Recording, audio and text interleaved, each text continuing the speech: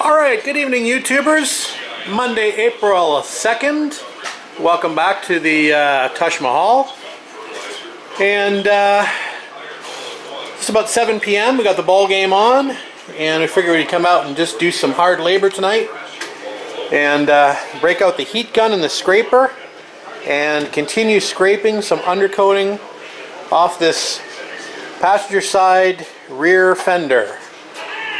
Doesn't sound too exciting. It isn't too exciting, but it's got to be done. So, no time like the present. Here we go. Alright, about an hour and 45 minutes into it, and we've got the fender pretty well cleaned up. Just the residue left over. So we are going to try something a little different based on your recommendations from the last video when I stripped the other rear fender and I used brake cleaner. I'm going to try some acetone and see if the acetone is up to the job of stripping off that residue. Apparently the acetone is supposed to be safer if I intend on doing any welding on this panel, and I do intend on doing some small welding bits at least. There's a repair there that needs to be done, and probably a little repair up there that needs to be done as well up in that top corner.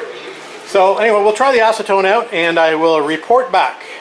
Alright, that's definitely looking better. Unfortunately, the acetone does not hold a candle to the brake cleaner. The brake cleaner does a much better job on cleaning up that residue. So we're going to continue to use brake cleaner, but we are aware of the warnings of welding and in the proximity of brake cleaner. So this panel is going to have a lot more cleaning, a lot more wire brushing, a lot more DA sanding done to it, and we'll be definitely doing a full panel wash before we do any welding. So as long as you're aware of the risks of using brake cleaner to clean this, and as long as you go to the effort to clean this panel up before you weld on it, I think you're okay. But read the warnings.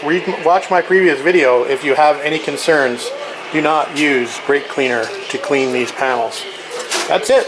We'll get back out here tomorrow, and like I said, we'll break out the wire brush and the DA and go to town and get this a little cleaner.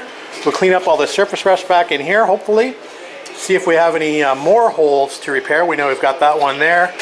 We may have some holes back up under this flange. We'll have to wait and see until we clean that up a little bit better. And we'll clean this front flange up as well. That's it for tonight, guys. We'll get out of here tomorrow. Thanks for watching. See you tomorrow. Alright guys, welcome back to the Taj Mahal. Before I get started, I just wanted to do a few milestone moments. So April 3rd was the 1-year anniversary of me starting to take this TR250 apart. So 1-year anniversary already working on this car. Second milestone was I've just recently passed the 600th video mark. I believe this is either my 602nd or 603rd video. So thanks again for all you guys watching, commenting, and subscribing. And hopefully we'll have another 600 more. I'm sure we will. I've still got quite a few cars to go. Anyway, let's get on to it. Okay, welcome back guys. It's Wednesday, March the 4th, and just after 7 p.m. the ball game has just started. Anyway, we're back on this fender tonight, and we are continuing on cleaning it up. There's the debris from the other night. I still haven't rust converted or ground this rust off, but I figured I'd come out here and do a quick couple jobs, or at least one job tonight, and that would be to weld up this hole here. And so if you've been following along in my videos, I had mentioned before that I was curious as to why the stock location of this fender hole had been welded up and a new hole had been drilled lower. And the reason is that, and I'd speculated on this before, the reason is that these are actually TR6 fenders that have been made to work on a TR250 or a TR4 for that matter. So it's had TR4, TR250 bits sort of grafted into a TR6 fender at the front and at the rear. So yeah, it's quite an interesting concept. It's not one that I would probably attempt to do. Anyway, the problem with that modification is that the bumper holes no longer line up. That's the first complication, so that's why they've drilled one lower and did a really hasty job of repairing this area here. The other major difference between this fender and a TR fender is this flat area here is about 2 inches narrower on a TR6 fender versus a TR4 fender. So if you look at this car carefully, or not so carefully, if you are in the know about TRs, you will catch this almost immediately that this is the wrong fender. If you look at where the bumper locates, according to where this line and where the bumper lies, you will notice that there is quite a bit of difference in distance of where the bumper actually sits. So if you know TRs, you will know that that something's wrong with the rear end of this car. I'm not really too concerned about it. I'm doing other modifications on this car. I'm just considering these fenders another modification for this car. Again, it's too late for me to go back now and modify these rear fenders, even if I wanted to. I've got a lot of work now into these rear fenders, and you know what? They are going to work on this car just fine. I can live with it, so hopefully everybody else will be able to live with it. I'm not trying to hide anything. So again, TR6 fenders, modified to fit on a TR250. Not my first choice of modifications, but they will work in the end. And they will be somewhat obvious to, like I mentioned, to anybody that knows TRs and TR250s in particular will probably notice that there's something a little wonky in the rear of this car. But hey, it's another discussion point. Let's call it that. Anyway, we are going to, tonight, do a simple job, and we're going to repair this area here. We're going to cut this out nicely and put a nice repair piece of metal in here to fix that ugly looking basically I think all they did was basically just hammered this flat, and over the years it's probably rusted out. Anyway, they had put some fiberglass filler over it. Now we'll actually make that repair a little more permanent, and we'll put a piece of metal or weld a piece of metal in there. So we're going to do it on this fender, and obviously the other rear fender is the same. It needs to be welded up as well. So maybe we'll work on this as our power hour tonight. We'll get these rear fenders looking a little bit better in this area.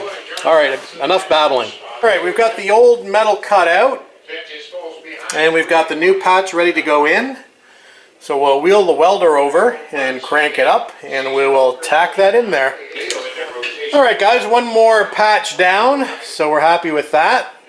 So we will move on to the other fender and do the exact same thing. All right, we're just working on welding in our second patch, and it's looking not too bad. So we'll continue on. We're just doing it slowly so we don't warp the panel.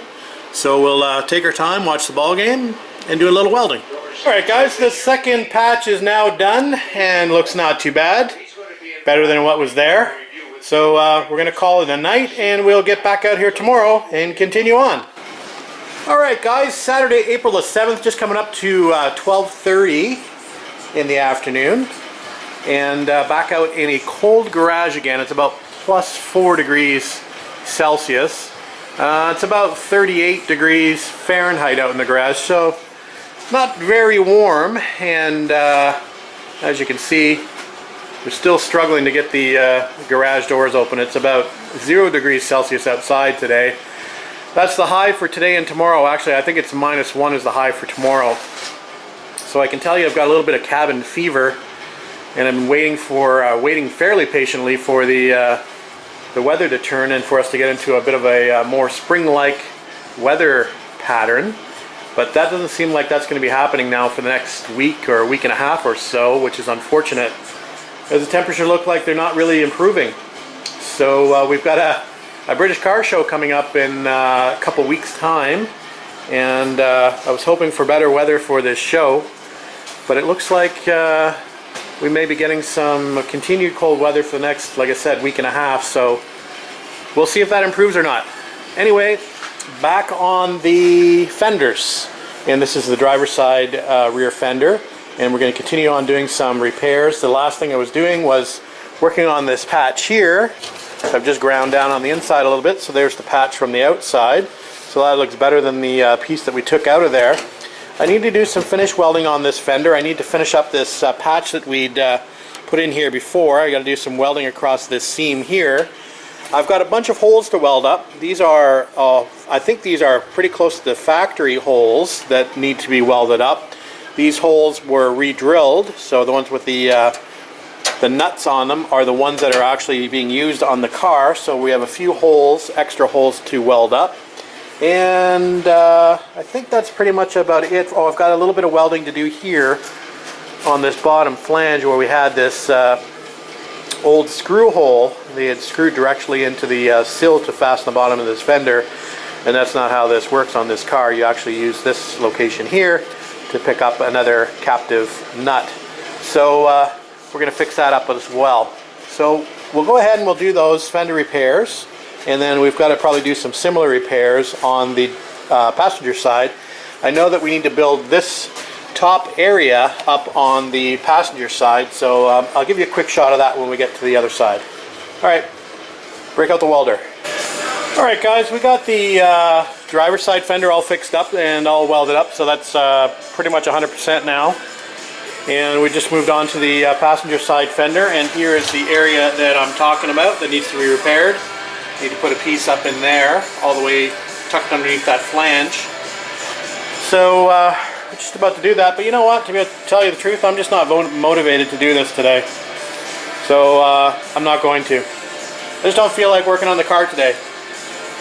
So I'm going to probably go in and watch the Masters and relax. So I'm not going to force myself to be out here because it's not fun. So I'm going to take a bit of a break from the car and go watch some golf. Alright guys, Monday, April 9th, and back in the garage after taking the weekend off. After my mini meltdown out here, I figured I needed a couple days off. So I just didn't feel like being out here. Feeling a little bit better today, and decided to come out and crank the heat on. So we're going to pick up where we left off, and we are going to make this piece here happen today. So we're going to break out the cardboard, make some templates, create a little piece to go in there, and we'll weld it in, and then we'll call this fender done. So that's what we're up to. Let's get on with it. Alright guys, here's what I'm trying to do. Since this flange here that connects the fender to the body tub has got a bit of a step in it, if you see it goes across, then up, and then across, and then up. So I've been trying to create that here, and what I've been doing is, so I've created this small piece here so far. Now I'm going to create another piece that steps that way towards my thumb, and then I'm going to create a piece that comes up. So that's the first part. I've just tacked it together here on the back. We'll grind that down flush when we're ready to go. So I'm just going to work on that other piece, and then we'll work on the vertical piece. Alright, so we've got that horizontal tacked in place. So there's what it's looking like now.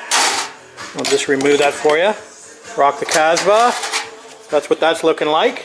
So now we're going to do the vertical piece to match that piece here, and then we'll fully weld it up once we've got it fitting well. Alright, I made the last little template, and this is going to go right here to finish off this area here and tuck under the edge of the fender. Then we'll create a little patch piece for that missing piece there in the middle. Anyway, I think what I'm going to do is I'm going to solid weld up this piece here so I can get it ground down nicely. Then we'll tack on this piece and worry about grinding the rest of it. So I'm going to remove this for now, make this patch piece, and then we'll grind it up, make it look good. Alright, there's the little step piece all welded up and ground down, so it's looking pretty good. And it fits nicely back in here. Something like that. There you get the picture. So now we've got this other little piece to go on here that we've cut out. So we're just going to fit that in and weld it on the flange, and we'll be good to go. Alright, one final look of that patch before we weld it in. So you can see the profile of it. It's a little difficult. Stepped and curved. So that's why I went the multi-patch route. Anyway, I think it looks okay. It definitely fits pretty good. It's going to fit something like that. And again, we'll just fill in this little area here. So I think that looks pretty good. We'll get ready to weld it up after we do some rust converting and some priming behind it. Alright guys, a few hours later, and I think we're done in this area. I think it looks pretty good. Looks a lot better than it was. So I think we'll call that done. And we'll move on to the next little area, which is a little hole right here. But the metal seems to be fairly thin, so I'm probably just going to cut a little square out of there and replace that whole little piece as opposed to trying to just weld through that, throw some weld in there. So we'll cut a little piece out, make a little patch, weld it in. Alright, we've got that little patch welded in, and just about to break out the grinder and clean that up. Thought I'd give you a quick shot of that before we do that. Anyway, we'll move on to the next area. Alright, I think we're finished playing with the fenders for now. There is one more area I need to look at, but we'll wait until I get the wooden bucks off the car.